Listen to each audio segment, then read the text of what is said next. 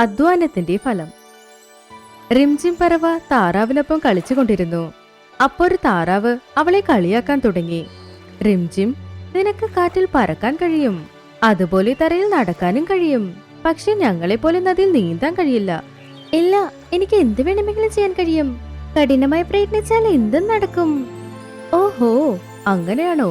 നിന്റെ കഠിന പ്രയത്നത്തിൽ അത്ര വിശ്വാസമുണ്ടെങ്കിൽ വാ, ഞങ്ങളെപ്പോലെ നീന്തി കാണിക്ക്. നീ നോക്കിക്കോ, ഒരു ദിവസം വെള്ളത്തിൽ തീർച്ചയായും ഞാൻ നീന്തി കാണിക്കും. അങ്ങനെ പറഞ്ഞ് റിംജിം അവിടുന്ന് പോയി. അതിനെക്കുറിച്ച് ചിന്തിച്ച് അവൾ വിഷമിച്ച് മരത്തിന്റെ ചില്ലയിലിരിക്കുമ്പോൾ ചുൻമുൻ അവിടേക്ക് വന്നു. റിംജിം, എന്തു പറ്റി നിനക്ക്? എന്താ നീ ഇത്ര വിഷമിച്ചിരിക്കുന്നത്? ഞാൻ എന്താ ചിന്തിക്കുന്നെങ്കിൽ ഈ കാട്ടിലുള്ള ചില പറവകൾക്ക് ഒരുപാട് അഹങ്കാരം കൂടിയല്ലേ. പക്ഷേ നീ ആരെക്കുറിച്ചാണ് സംസാരിക്കുന്നത്? ആറ്റിൻകരയിൽ കുറച്ച് താറാവുകളില്ലേ, അതിൽ ജിൽമിൽ എന്നൊരു താറാവില്ലേ, അതിന് എന്നെ നോക്കി ഒരുപാട് കളിയാക്കി. അതെന്ത് പറഞ്ഞു? അത് പറഞ്ഞു എനിക്ക് വെള്ളത്തിൽ നീന്താൻ കഴിയില്ലെന്ന്. അപ്പൊ ഞാൻ പറഞ്ഞു കഷ്ടപ്പെട്ട് പ്രയത്നിച്ച എന്ത് വേണമെങ്കിലും ചെയ്യാമെന്ന്. എന്നെങ്കിലും ഒരു ദിവസം ഞാൻ വെള്ളത്തിൽ നീന്തി കാണിക്കുമെന്ന് പറഞ്ഞിട്ട് വന്നു. പക്ഷെ അവൾ എന്തിനാ പറഞ്ഞേ? എന്തെന്ന് നമുക്ക് ആകാശത്ത് പറക്കാൻ കഴിയും, തറയിൽ നടക്കാൻ കഴിയും, നമുക്ക് വെള്ളത്തിൽ നീന്താനേ കഴിയില്ല. നീ പറഞ്ഞിട്ട് വന്നത് തീർച്ചയായും ചെയ്ത് കാണിക്കുക തന്നെ വേണം. അല്ലെങ്കിൽ ഇവിടെ നോക്ക്, അവൾ നമ്മുടെ പക്ഷീനത്തെ വിലവെക്കില്ല. അങ്ങനെയെങ്കിൽ അതിന് നമ്മൾ എന്ത് ചെയ്യണം? എനിക്ക് നന്നായി അറിയാം. ഈ കാട്ടിൽ കൂടുതൽ വേഗതയുള്ളത് ആർക്കെന്ന് ചോദിച്ചാൽ അത് കൊക്ക് മാത്രമാണ്. നമുക്ക് അതിനോട് ചെന്ന് സഹായം ചോദിക്കാം, അദ്ദേഹം തീർച്ചയായും നമ്മളെ സഹായിക്കും. പക്ഷെ കൊക്ക് ഇപ്പോ എവിടെ കിട്ടും? എനിക്കറിയാം. നീ മിണ്ടാതെ എന്റെ ഒപ്പം ഒരു സ്ഥലത്തേക്ക് വാ. തീർച്ചയായും കൊക്ക് നമുക്ക് എന്തെങ്കിലും ഒരു ഐഡിയ തീർച്ചയായും തരും. റിംജിം ചുൻമുനിന്റെ ഒപ്പം ആ കൊക്കിനെ കാണാനായി വന്നു. കൊക്കുചേട്ടാ, കൊക്കുചേട്ടാ, ഞങ്ങൾക്കൊരു ചോദ്യമുണ്ട്. ഓ, പറയൂ, എന്താണ്? ചേട്ടാ, നമ്മുടെ പക്ഷീനത്തിൽ ആർക്കും വെള്ളത്തിൽ നീന്താൻ കഴിയില്ലേ? എന്തുകൊണ്ട് പറ്റില്ല? പരിശ്രമിച്ചാൽ എന്തു വേണമെങ്കിലും നേടാം. അപ്പോ റിംജിം പറഞ്ഞു, ചേട്ടാ, ഞങ്ങൾക്ക് വെള്ളത്തിൽ നീന്താൻ ഒരുപാട് ആഗ്രഹമാകുന്നു. അതിന് കൊക്ക് ചിരിച്ചു. ഇതിനെക്കുറിച്ച് ചിന്തിച്ചാണോ നിങ്ങൾ ഇത്രയും വിഷമിക്കുന്നത്? നിങ്ങളിപ്പോൾ എന്റെ അടുത്ത് എത്തിയില്ലേ, ഞാൻ ഉറപ്പായും നിങ്ങളെ സഹായിക്കാം. റിംജിം ചുൻമുൻ ഒരുപാട് സന്തോഷിച്ചു. പിന്നെ അവർ പറഞ്ഞു, ചേട്ടാ, ഞങ്ങൾക്കും അപ്പ വെള്ളത്തിൽ നീന്താൻ പറ്റുമോ?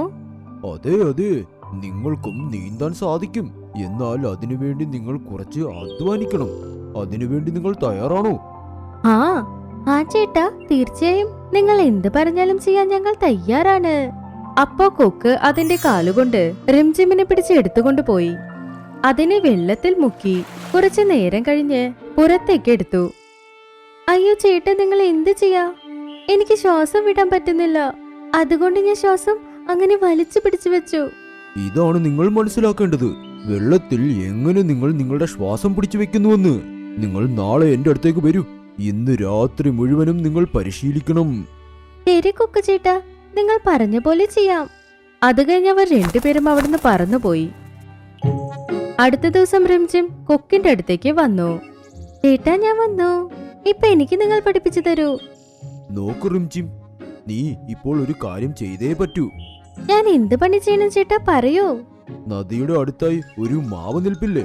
നദിക്ക് മുകളിലായി അതിന്റെ ഒരു ശിഖരം നിൽപ്പുണ്ട്. അതിൽ ഒരു മാമ്പഴവും നിൽപ്പുണ്ട്. അത് കാലുകൊണ്ട് പൊക്കി നീ എന്റെ അടുത്തേക്ക് കൊണ്ടുവരണം. ഇതെനിക്ക് വളരെ എളുപ്പമായ പണി. ഞാൻ ഇപ്പൊ തന്നെ ചെയ്യാം.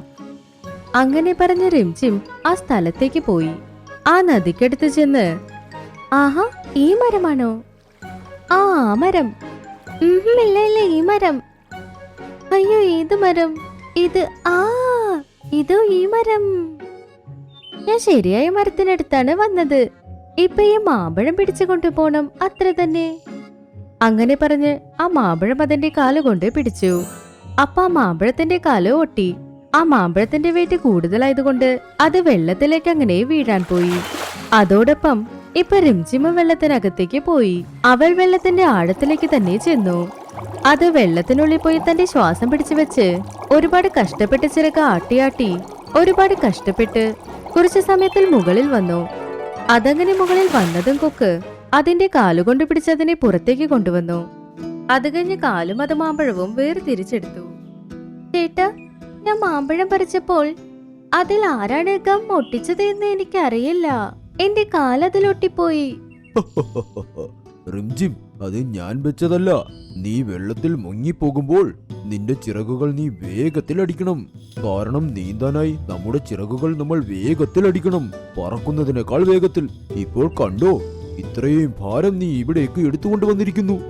ആഹാ, അതെ ചേട്ടാ, എനിക്കതിന്റെ ഓർമ്മ പോലും വന്നില്ല. ഞാൻ ശരിക്കും വെള്ളത്തിൽ നിന്ന് മുകളിൽ വന്നു. അങ്ങനെയെങ്കിൽ എനിക്കിപ്പോ നീന്തലും വന്നോ? അതെ, നിനക്കിപ്പോൾ നീന്താവുന്നതാണ്. ഞാൻ ഒരു തവണ വീണ്ടും ചെയ്തു നോക്കട്ടെ. ആ, ചെയ്തു നോക്ക്. അത് കഴിഞ്ഞ് റിംജിം നദിയിലിറങ്ങി. ചില സമയത്ത് മലർന്നു കിടന്ന്, ചില സമയത്ത് അങ്ങനെ നേരെ ചെന്ന്. അങ്ങനെ അത് നദിയിൽ നീന്തുന്നത് കണ്ട് ആ താറാവ് പറഞ്ഞു, റിംജിം ശരിക്കും കഠിനപ്രയത്നി തന്നെ. അതിനെ കൊണ്ട് പറ്റില്ല എന്നുള്ളത് തീർച്ചയായും യാതൊന്നുമല്ല. അപ്പ കൊക്ക് പറഞ്ഞു, പരിശ്രമിച്ച് അധ്വാനിച്ചാൽ നമുക്ക് എന്ത് വേണമെങ്കിലും ആകാം. അത് റിംജിം തെളിയിച്ചിരിക്കുന്നു.